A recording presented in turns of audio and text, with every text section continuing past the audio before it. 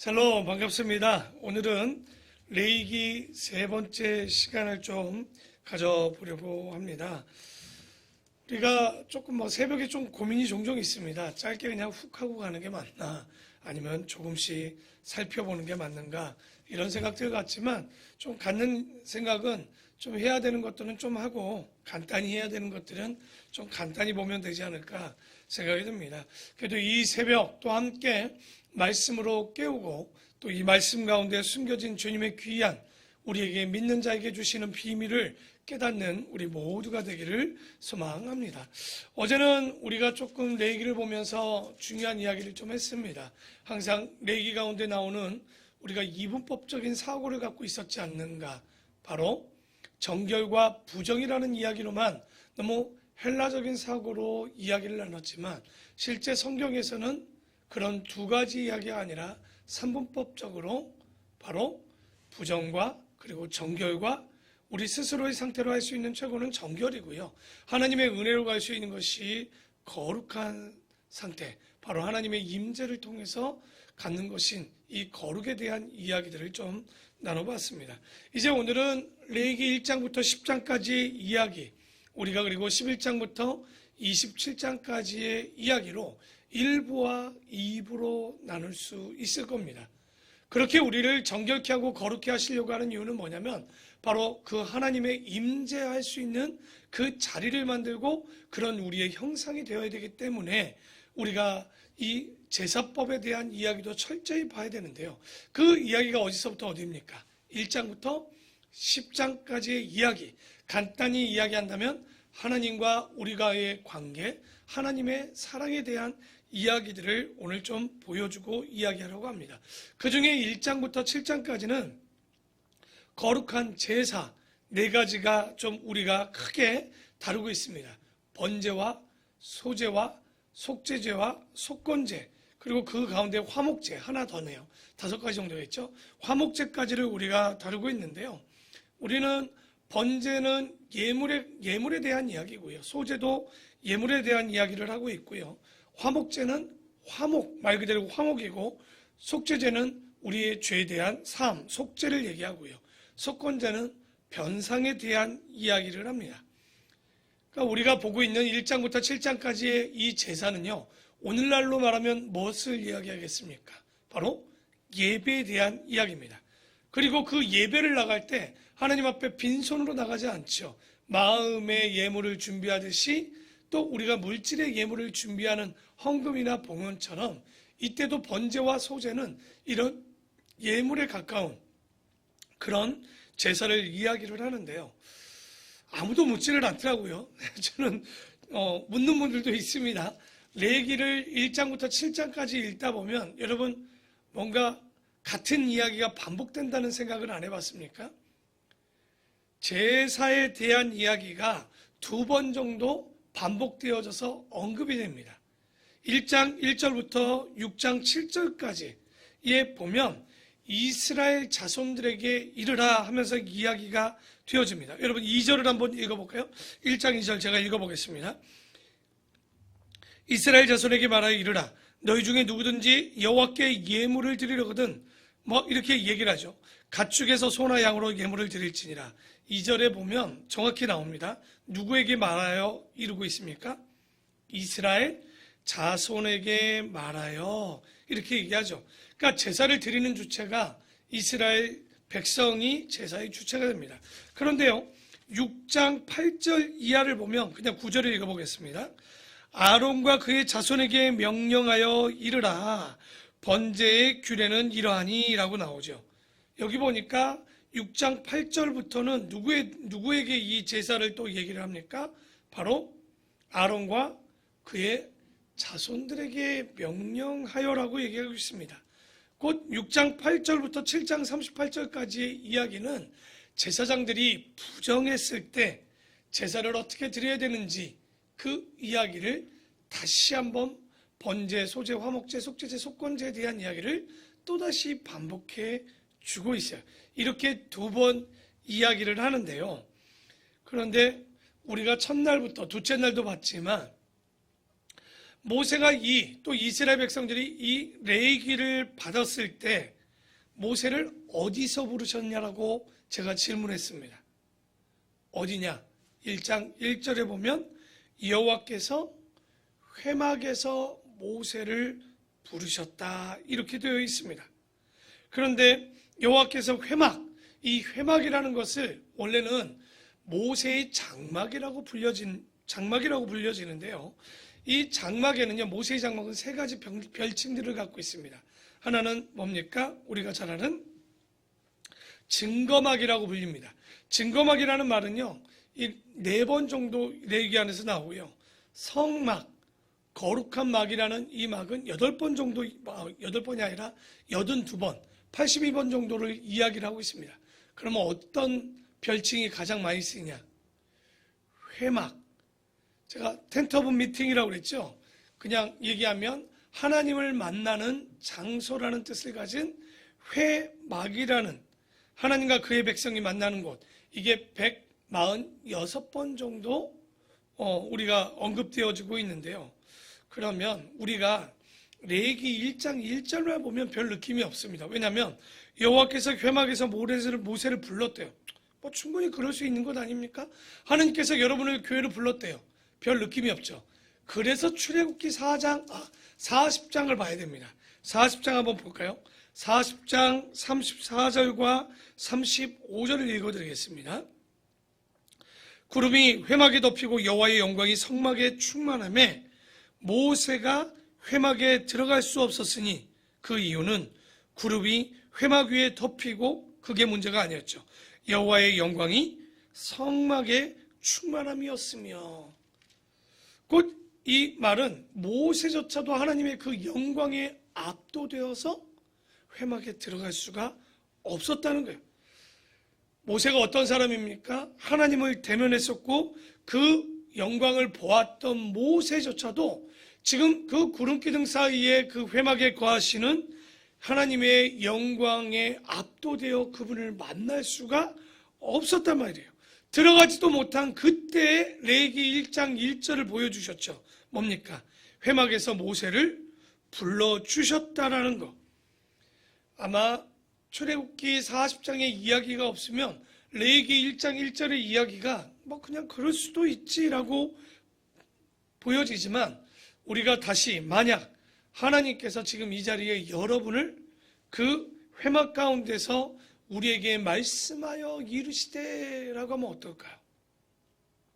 그래서 어저께 정결과 부정과 거룩에 대한 이야기를 좀 나눠본 거예요. 여러분, 우리가 거룩할 수 있는 방법은 어떻게 해야지만 거룩할 수 있다고 했습니까? 창조의 상태는요, 모든 피조물은요, 그냥 정결한 거예요. 남에게 영향을 줄 수 없는, 영향만 받는 상태. 그러나 적극적이고 노력을 해서 정결한 상태는 가질 수 있지만 하나님의 은혜 아니면 거룩한 상태를 갈 수가 없는 거예요. 그런데 그 하나님의 거룩한 상태를 가기 위해서는 어떻게 해야 되느냐?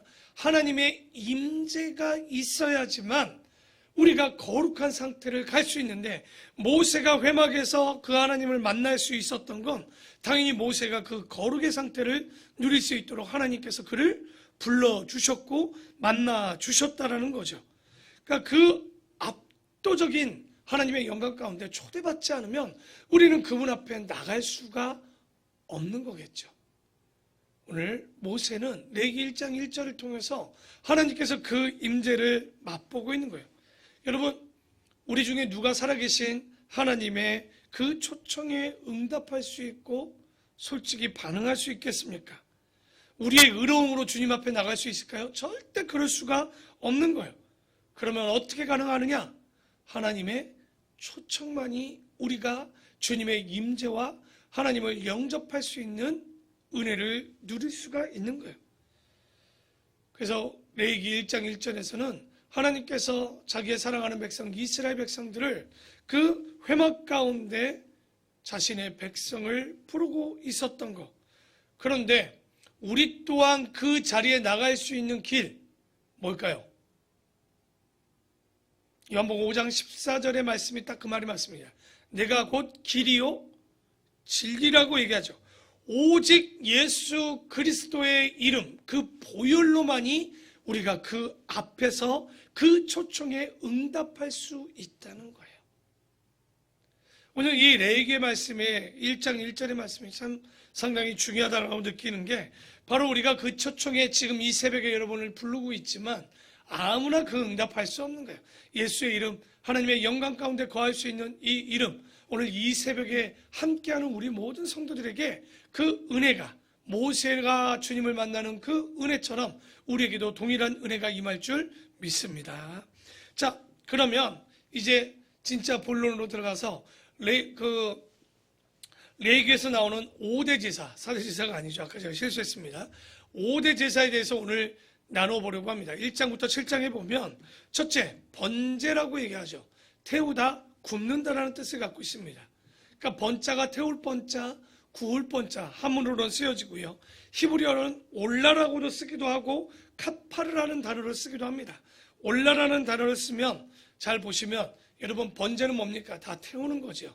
재물을 태우면 연기가 올라가 향기가 되죠. 구수한 냄새가 올라가서 올라라고 했는지 모르지만 여러분 그러니까 누군가 질문하더라고요.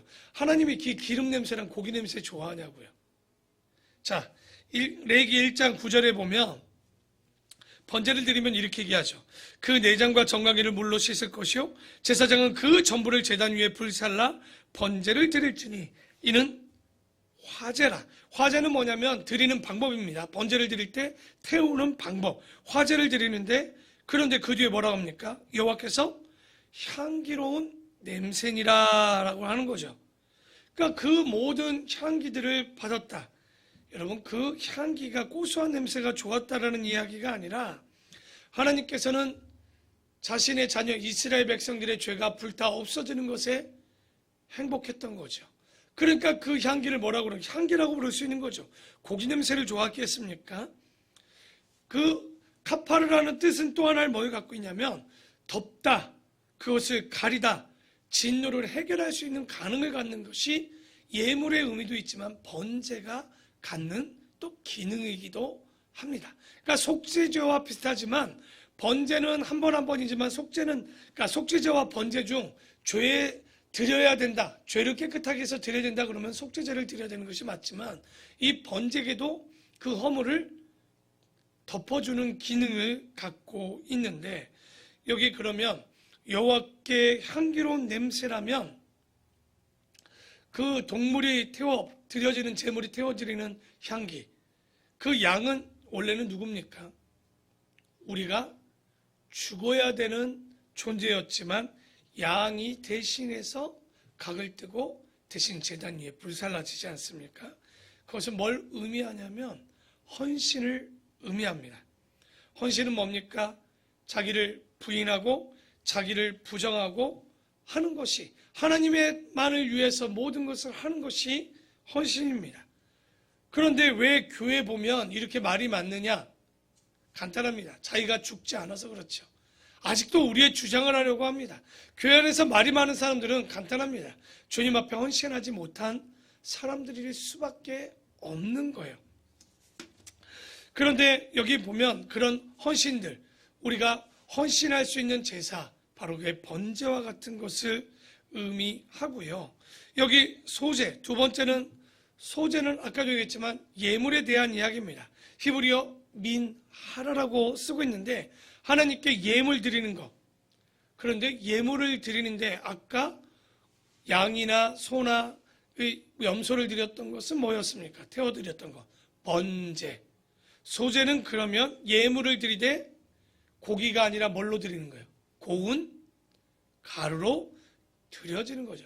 우리 같으면 쌀을 가지고 밥을 하지만 그들은 밀가루 가지고 밀을 가지고 뭐를 만듭니까? 빵을 만들죠. 빵을 구우면 또 어떤 냄새가 나요? 구수한 냄새가 올라가지 않겠습니까?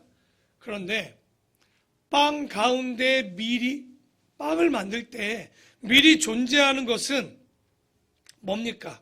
자기의 몸이 남기 위해 밀이 존재하는 것이 아닙니다. 빵을 만들고 구울 때 밀이 존재하는 이유가 뭘까요? 첫째는 밀가루가 되어서 가루가 되어서 빵이 되어 양식이 되는 그러기 위해서 밀의 존재는 빵이 되기 위한 것이고요. 두 번째는 뭡니까? 그 씨앗이 땅에 떨어져 죽으면 성경에서 몇 배라고 합니까? 30배, 60배, 100배의 열매를 맺는. 근데 여기 떨어져 죽었을 때, 이 미리 떨어져 죽을 때 가능했던 일인 거죠. 여기도 우리가 좀 우리의 삶을 비춰본다면 우리가 죽지 않으려면 안 됩니다. 묻히지 않으려고 하면 안 되는 거예요. 그렇게 되면 깨어지지도 않고 가루도 되어지지 않는다면 우리가 하나님 앞에 아무 쓸모없는 사람이 되는 것 아니겠습니까? 그런데 안타깝게도 오늘날 많은 성도들이 작은 교회보다는 큰 교회를 선택합니다. 그 이유는 간단합니다. 종교생활, 예배생활만 하고 싶어요. 교회 와서 헌신하고 교회 와서 깨어지고 희생 이런 거 안 되는 거예요. 빵도 안 되고 땅에 떨어져 죽지도 않는 거예요. 뭐 자기 개성이 나는 목사님하고 안 맞아, 말씀하고 안 맞아. 죄송한데요. 여러분 말씀하고 여러분이 맞추는 게 아니에요. 진짜 얘기하면 안 맞는 게 아니라 여러분은 어떤 말씀이 주어져도 그 말씀에 맞춰 살아가야 되는 게 맞는 거지. 우리 목사님은 나랑 말씀이 안 맞아. 여러분 선포되어지는 말씀은 황기정 목사의 설교가 아니라 하나님의 말씀입니다.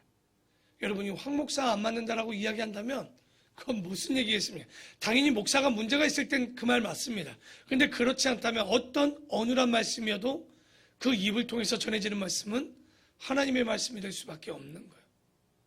그것은 전하는 자도 중요하지만 받는 자의 마음도 굉장히 중요한데 이렇게 자기 개성만 넘치고 일하기 싫어하고 주일은 지키지 않고 뭐 예배만 드리고 싶어 하는 이런 까실까실한 건 먹기도 어렵습니다. 그러니 아무 가치도 없고 하나님 앞에 쓰임받지도 못하는 그런 사람들의 특징이 뭡니까? 자기들 부정하지도 않고 헌신과 봉사도 없죠.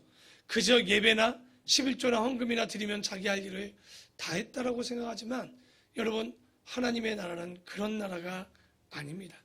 분명히 소재, 자기를 들여서 빵이 되든 자기가 죽어서 열매를 맺든 하나님 앞에 이런 진정한 예물, 로마서 12장 1절의 말씀처럼 거룩한 산 제물이 되어야 되겠죠. 그런데 이 소재를 드릴 때 꼭 드리는 두 가지가 있습니다. 하나는 고운 가루, 또 하나는 소금이 들어갑니다. 소금은 왜 넣을까요? 바로 불변이겠죠. 변하지 않는다는 뜻을 갖고 있고요. 또 절대로 넣지 말아야 되는 두 가지가 또 있습니다. 하나는 누룩, 왜일까요?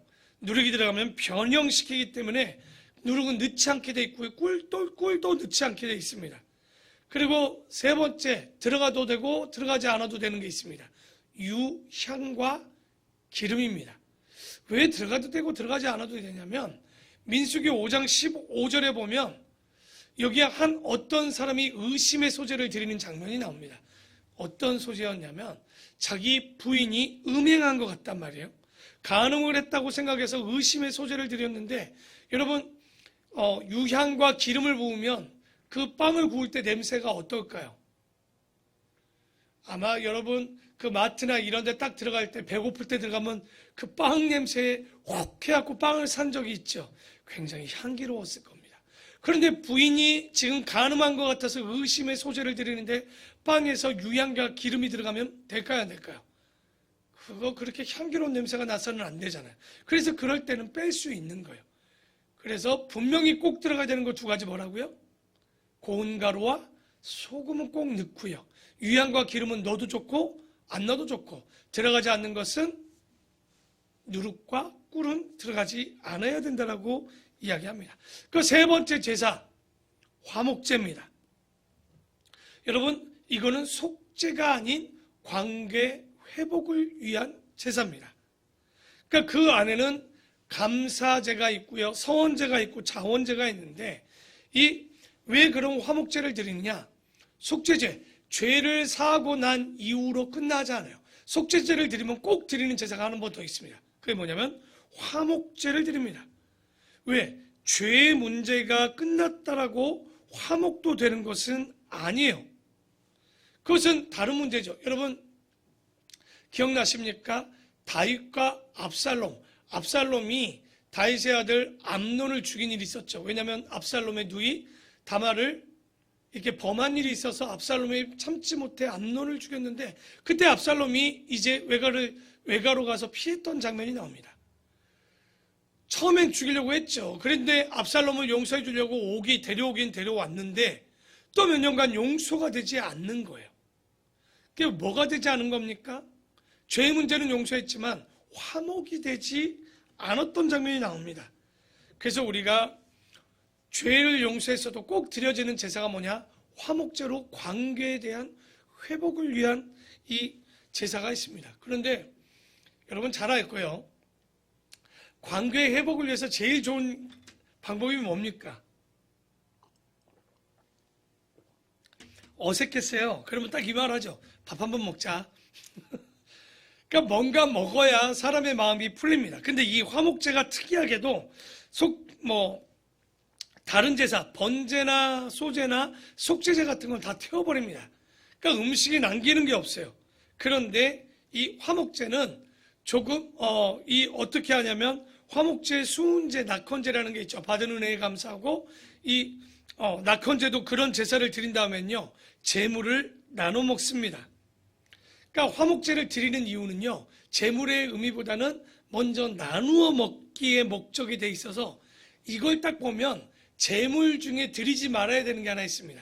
양, 염소, 소가 되는데 뭐가 안 되냐? 비둘기가 안 됩니다. 생각이 없죠. 왜 비둘기가 안 될까요?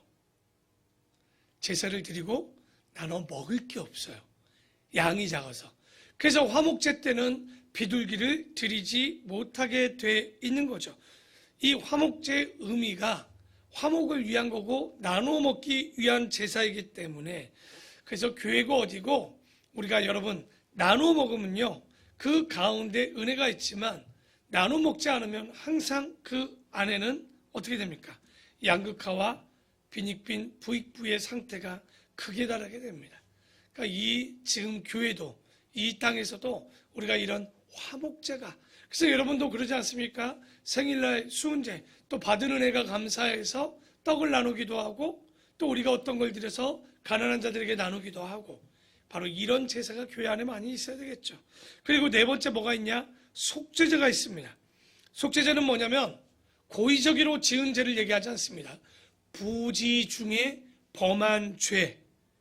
그러니까 여호와의 법령에 있는 줄도 모르고 부지 중에 범한 죄, 다시 말해 고의적으로 의도적으로 계획적으로 드리지 않은 죄는 용서되는 거예요.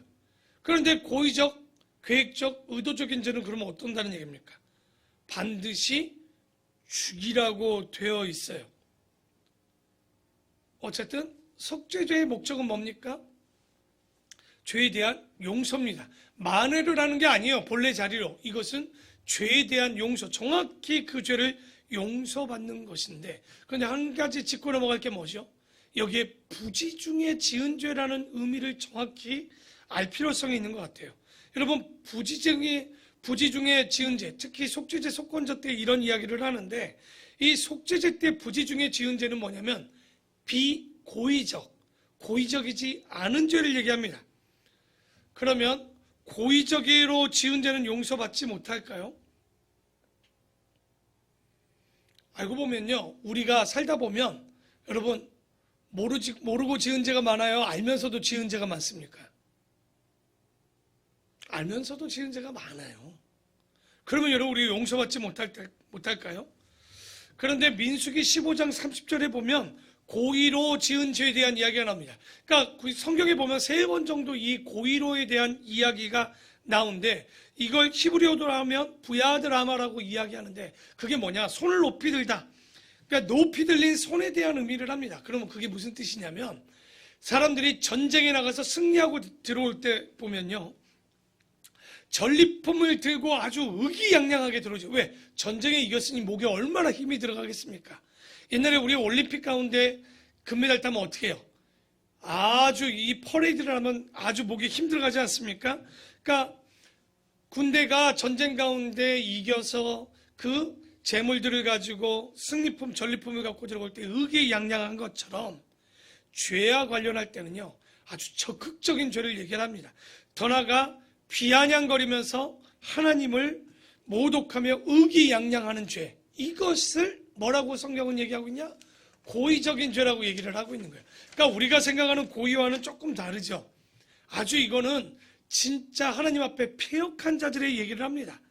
그러니까 모르고 지은 죄, 알면서도 연약하여 짓는 죄를 얘기하는 것이 아니라 이거 완전히 이 의기양양 앞에서 비아냥거리며 하나님을 모독하는 죄를 여러분 이게 고범죄, 고의적으로 지은 죄라고 얘기하는 거예요. 그러니까 이런 죄가 아니고는 우리가 얘기하는 부지중에 지은 죄는 어떻게 된다? 용서받을 수 있지요. 근데 여기서 질문 하나 해볼 수 있죠.